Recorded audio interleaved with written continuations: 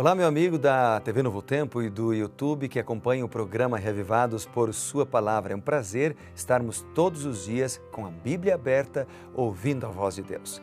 Hoje a gente vai ouvir Ezequiel capítulo 3, aliás, vamos conversar um pouquinho sobre Ezequiel capítulo 3, no início do estudo deste livro profético do Antigo Testamento. Eu queria lembrar você que você pode nos seguir nas redes sociais, no Twitter, no Instagram ou no Facebook, no endereço PR Evandro Fávero.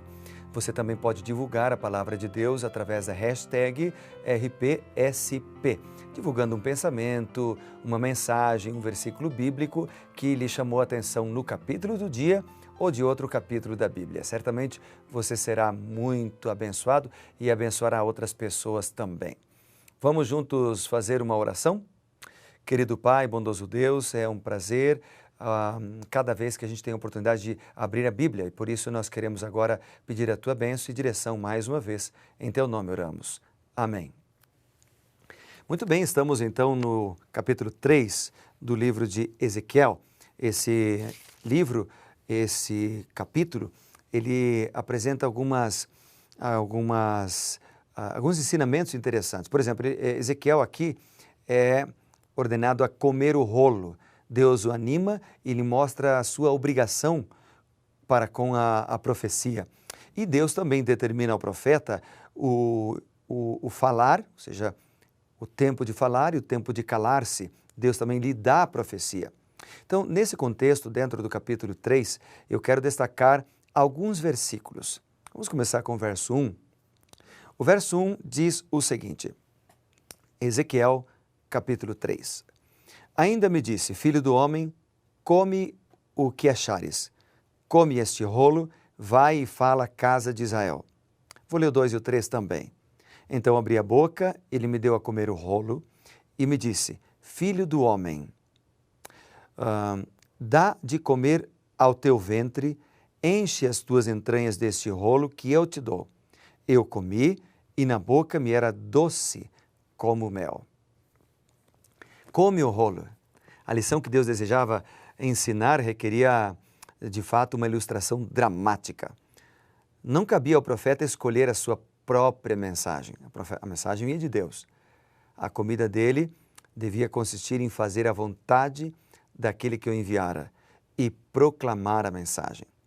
Você sabe que nós encontramos na Bíblia a verdade de que a Bíblia, Jesus é o pão da vida.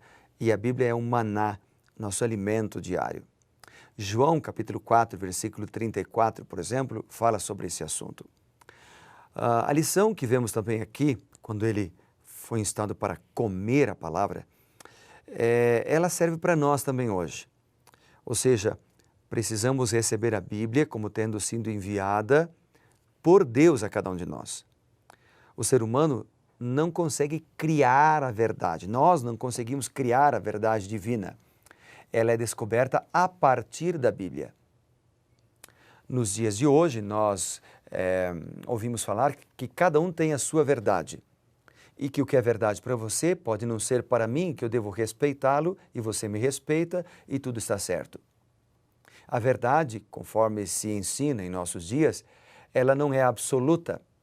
Ela é relativa, depende da cultura, da pessoa, depende da idade e depende também da região em que a pessoa mora. Mas a Bíblia não apresenta isto. A Bíblia apresenta que a verdade é absoluta.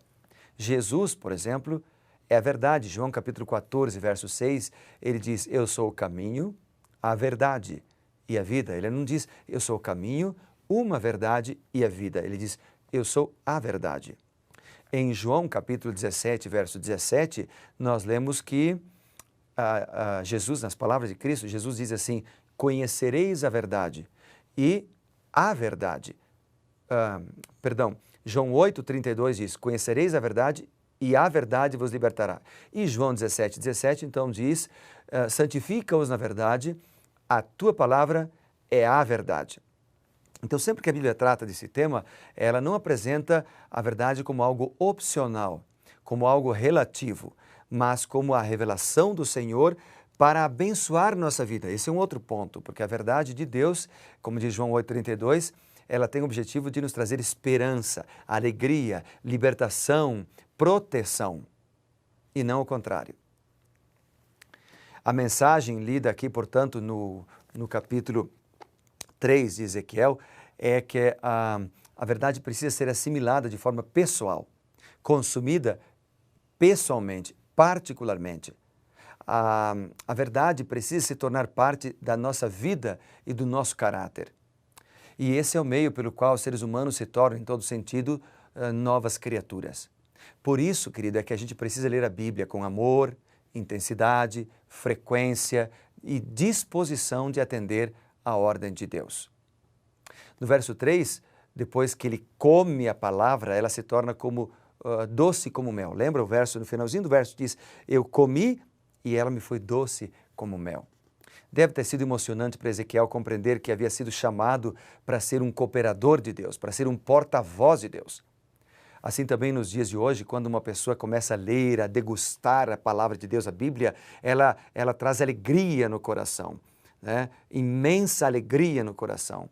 Mesmo quando enfrentamos problemas, como o profeta depois acabou enfrentando problemas também, mas mesmo quando enfrentamos problemas, Deus cuida de nós, nos dando paz em meio às tormentas. Vamos dar uma lida nos versículos 16 até o 21 agora. Diz a Bíblia, findo os 7 dias, veio a mim a palavra do Senhor, dizendo, Filho do homem, eu te dei por atalaia sobre a casa de Israel, da minha boca ouvirás a palavra e avisarás da minha parte. Quando eu disser ao perverso, certamente morrerás, e tu não o avisares e nada disseres para o advertir do seu mau caminho, para lhe salvar a vida, esse perverso morrerá na sua iniquidade, mas o sangue da sua mão o requererei. Mas se avisares o perverso e ele não se converter da sua maldade e do seu caminho perverso, ele morrerá na sua iniquidade, mas tu salvaste a tua alma.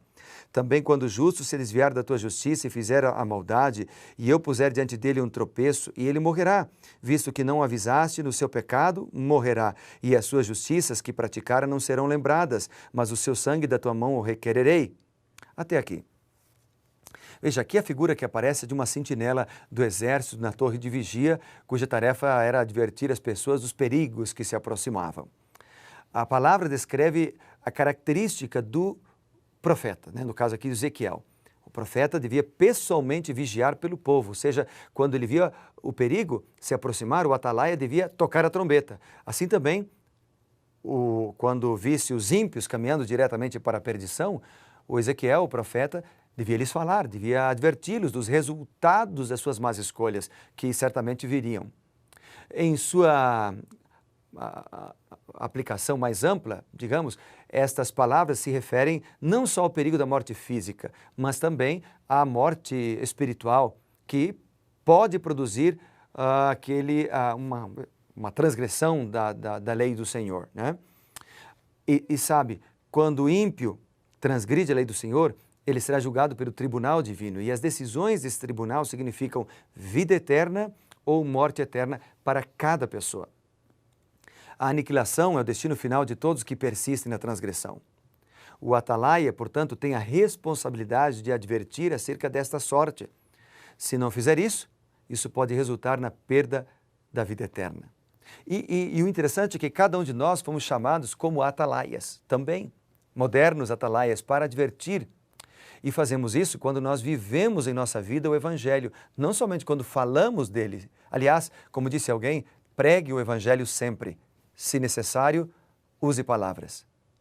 A melhor forma de advertir alguém é amar, respeitar, conduzir a palavra com amor.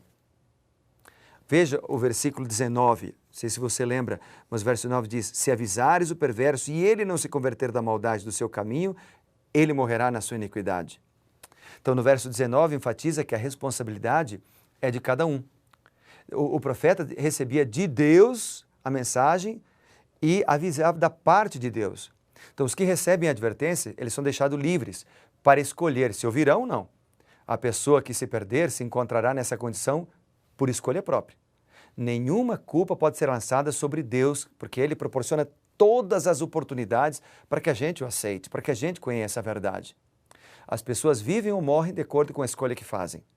Ezequiel aqui enfatiza, portanto, amigo, a responsabilidade pessoal de cada um de nós.